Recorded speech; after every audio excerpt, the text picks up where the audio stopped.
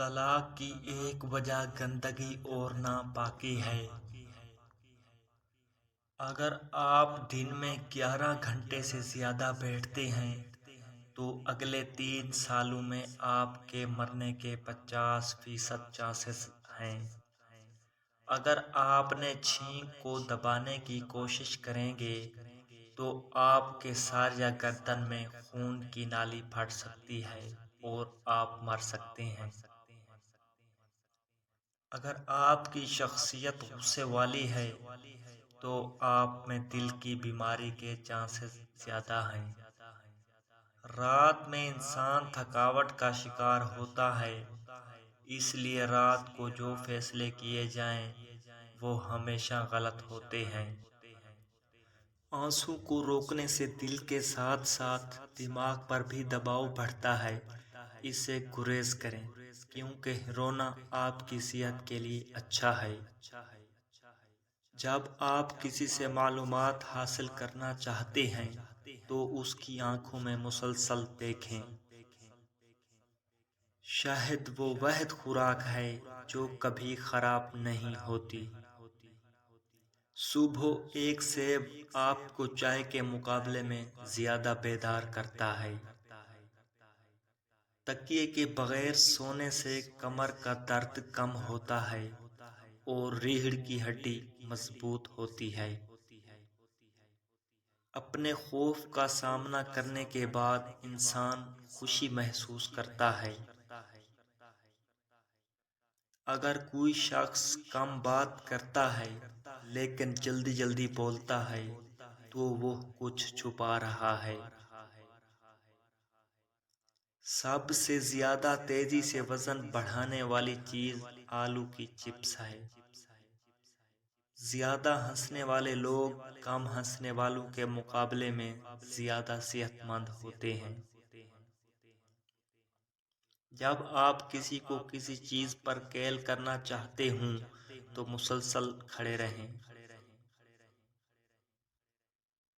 جب کوئی شخص یا کوئی چیز آپ کو تکلیف پہنچائے تو غصہ آنا فطری ہے، لیکن اسے نظر انداز کرنا اور ذہن سے نکال دینا آپ کی جسمانی اور ذہنی صحت کے لیے بہتر ہے۔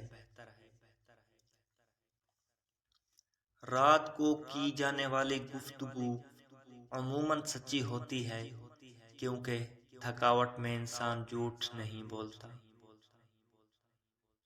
اگر آپ کو بہت زور سے چھینک آئے تو آپ کی پسلی ٹوٹ سکتی ہے۔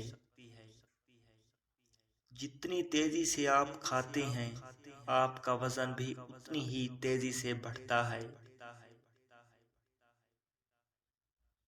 کینسر کی بجائے حسد سے لوگ زیادہ مرتے ہیں۔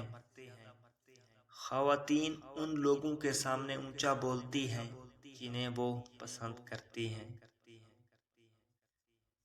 کیلا ایک خوشگوار پھل ہے۔ صرف ایک کیلا کھانے سے آپ کا غصہ، اداسی اور چڑچڑاپن کم ہو جاتا ہے۔ جب آپ مسلسل 90 منٹ تک کام کریں تو آپ کی دلچسپی کم ہو جاتی ہے اور آپ تھکاوٹ محسوس کرتے ہیں۔ اس لیے کام کے دوران ذہن کو فریش کرنے کے لیے بریک لینا ضروری ہے۔ آپ کی یادداشت صبح 8 سے 12 بجے اور رات 9 بجے کے بعد بہتر کام کرتی ہے۔ دوپہر کے کھانے کے بعد یادداشت بہتر طور پر کام نہیں کرتی۔ جو لوگ بہت زیادہ ہنستے ہیں وہ کم بیمار ہوتے ہیں۔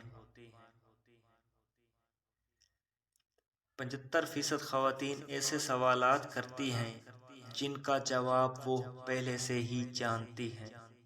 اسی وجہ سے انہیں سچ بتانا ہی بہتر ہوتا ہے۔ سب سے بہترین بدلہ آگے بڑھ کر محنت کرنا اور کامیاب ہونا ہے۔ کبھی بھی کسی کو اپنی تکلیف پر خوش ہونے کا موقع نہ دیں۔ کبھی کبھی کسی کی توجہ حاصل کرنے کا بہترین طریقہ یہ ہوتا ہے کہ آپ انہیں توجہ دینا چھوڑ دیں۔ جب کوئی آپ کو متاثر کرنے کی کوشش کرتا ہے تو اس کا مطلب ہے کہ وہ آپ سے پہلے ہی متاثر ہو چکا ہے۔ جب آپ کو کوئی بات یاد نہ آ رہی ہو تو مٹھی بند کر کے اس بات کو یاد کرنے کی کوشش کریں۔